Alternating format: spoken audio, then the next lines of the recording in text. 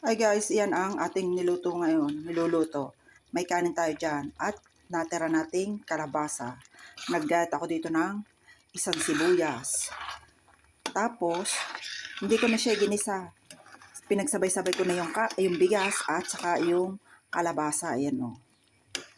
Dinagdagan ko na rin yung ating niluluto. Ang tawag din ay risotto, kalabasa, suka. Ayan. Kahit ito lang ay okay na yan sa akin.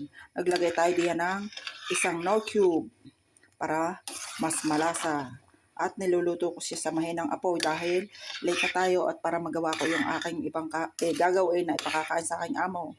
O siya, maya-maya ko i-update kayo. Ayan guys, sa puntong ito, mga ano na lang, 2 minutes at okay na yan. Ito, maglagay kayo ng maraming cheese at ng mas masarap. Ayan. Oh guys, yan, luto na at ay kakain na. Ayan oh. Hindi, para siya ay maging kremoso. Ayan, hindi igas siya. Oh, siya, sige na guys. Thank you for watching.